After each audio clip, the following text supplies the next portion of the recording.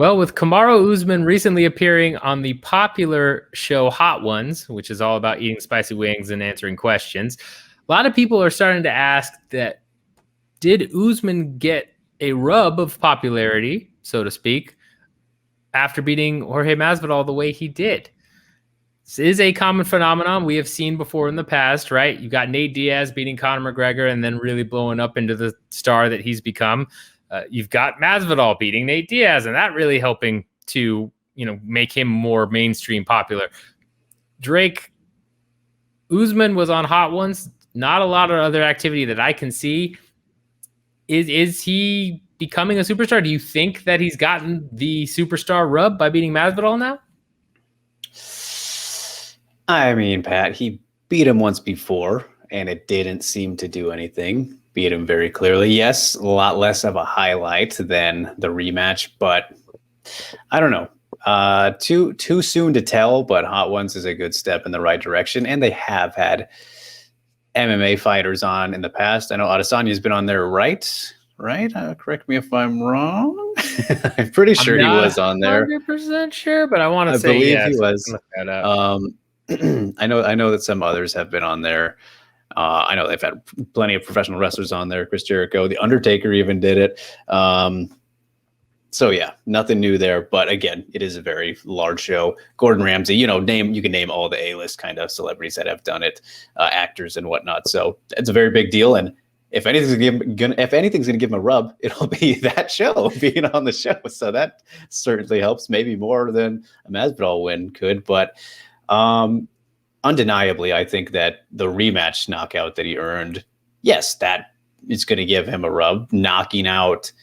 Getting that knockout in general certainly helped, especially first show back with crowds, full crowd, just a big show in general, all of that. But then to do it against that guy who, I guess there was definitely more eyeballs on it with more time and the rivalry, bad blood kind of thing. The rematch selling point always helps, all that stuff. So yeah, it definitely gave him a rub, but I don't know if I would say that was a Masvidal thing. Yes, you needed him, but it could have been someone else. I think, like if it was a Colby situation where they ran that one back right after, immediately after in the same fashion, and then he went and knocked out Colby in that exact same way, I feel like it'd probably be the same, if not better, because a lot more people hate Colby. So I think we're still too soon to say how much it had an effect on him, but just by getting enough interest from Hot Ones to want to have him on, I think that's a good sign to where, all right, the more mainstream type of pop culture, I guess, is wanting to. That's fair. Yeah, put this guy on their platform. So from that aspect, that's a really good sign. But in terms of the overall magnitude, I don't know yet. I don't know. And I think it's just as he keeps winning, the star is going to grow no matter what. But certainly certain performances and wins are going to boost that and the opponents against. So it's going to be very interesting to see once he gets his next fight booked and kind of how things are, the trajectories of, social media stuff and videos and all that what the numbers are looking like in the lead up to that. And then once we get there and it's going to tell us a lot from his next fight, I think. But right now, I say yes to it helping for all those reasons, but how much, it's really hard to say. Yeah. I mean, it's too early to tell. I think that's the best way to sum it up. When you're looking at this type of situation, generally you do get a superstar rub, especially with a guy like Masvidal, who was trending in the right direction, right? UFC 261, I want to say it was, or was that Usman versus? No, that was not 261, 251, whichever was Usman versus Masvidal one. Right. That one, supposedly did very well pay-per-view number wise from the numbers that we have. And I think that was almost all Masvidal. And it's one of those things where when you've got somebody with that much drawing power, beating them is always going to elevate you in a way, because the only way you get to I think it was, they said around 1 million or so in terms of pay-per-view buys for that one. The I only think way they said it went over. I'm pretty sure it went over 1 million, right? Yes, yeah, I think it's 1.3 is what they touted or something. Yeah. So if that number is accurate, and again, I will never say for certain that it is, but if that is accurate, the only way you ever get to that number is by bringing in casual viewers who don't do anything except watch one particular fighter or a couple particular fighters. So for that reason, Usman knocking out Masvidal the way he did, he's going to instantly, upset a ton of diehard Masvidal fans. He's going to gain some of those diehard Masvidal fans who are now like, "Oh, this is the dude," and then there are going to be a couple that are just kind of like apathetic to the situation. But he's going to gain at least some of those casual viewers because they don't watch any other time. So that kind of exposure, right, certainly going to help him. But just because you're on Hot Ones, just because, I think his Instagram's up to 2.4 million, that type of thing, that's great, but that doesn't necessarily translate into true drawing power, right? Cowboy Cerrone, who I would say is one of the more notable names in the sport. A lot of people know him, even casual audiences or semi-casual fans know him. He's got 2.2 million Instagram followers and, a bunch of Twitter followers, and people kind of know him, but I wouldn't consider him a big draw in terms of, ratings or pay-per-view buys. He's a mainstay and he's going to do better than your average guy, but he's not that superstar power, not that Adesanya, not that McGregor, that John Jones.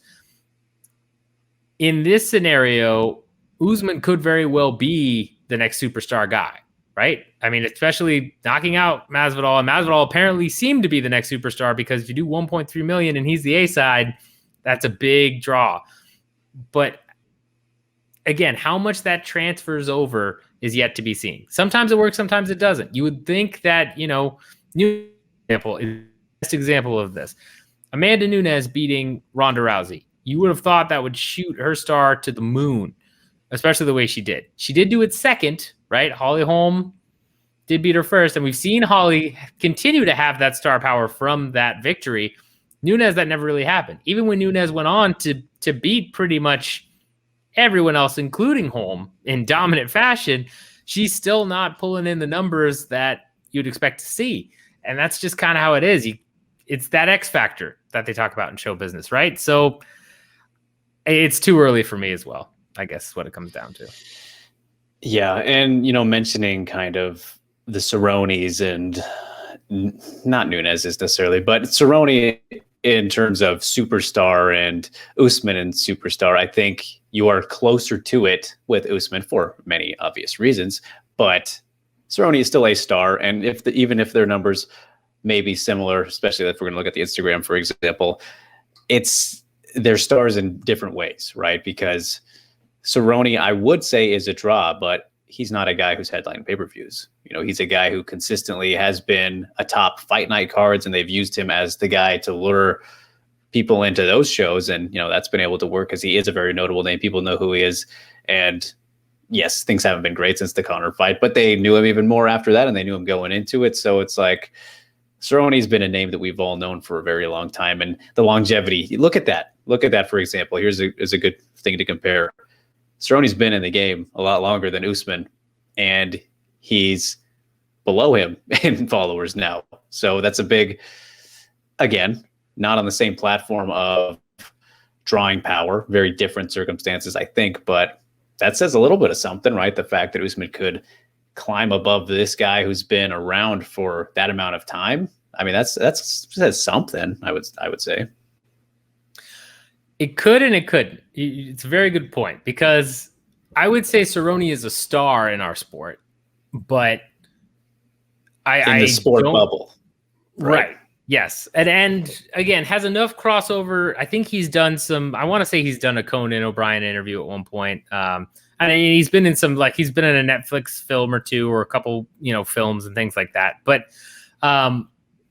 it's still a scenario where the MMA sport bubble is still so deceptively small in the sense of hardcore fans, right? Versus that leap between the 300K pay-per-view or 250K pay-per-view versus the 1.3 million pay-per-view, right, is so gigantic. And it is one of those things where when it comes down to it, that's really the number that the UFC cares about, where you really draw superstardom, because if you're willing to pay that $65 or $70, or if you're international, it's less, but whatever money to see that person fight, then you know that they're a bona fide superstar, because you're getting the casuals, the guys that don't give a crap about a sport, that might know they've heard of Cowboy Cerrone, or like, oh yeah, that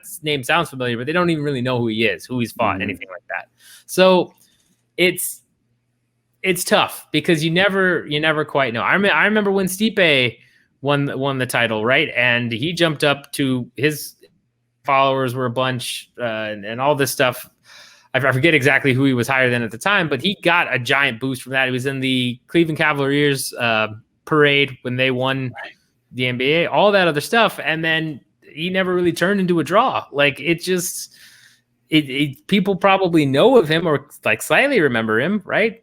But and that's kind of the weird thing about this, is it's a combination of having the X factor and winning, especially in exciting fashion. That's what gets you into the superstardom and the drawing power realm. And even then, the X factor you can never quite grab onto. It's some people just love you, hate you, all that stuff. We've seen people that we thought were going to be stars, or that we were sure. And Nunes, I'm pretty sure we all thought after Cyborg and after everything she did was going to just skyrocket. She never really did. And people thought Woodley would for a good portion of the time when he had made those title defenses. Never really happened. It's just a weird thing. It's hard to gauge. It really is. Well, even you mentioned Cyborg right there. I think that she's somebody who is really right in the middle, right? Like, everyone in MMA knows her.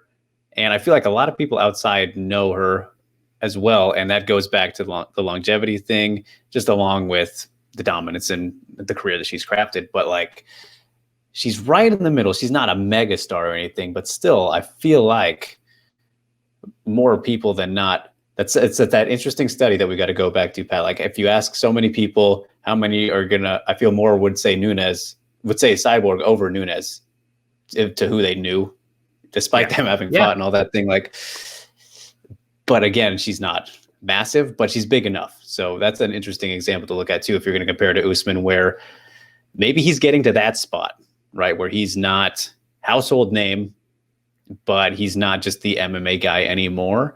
It might be too soon to say again, but that's not a bad spot to be either. So I don't know.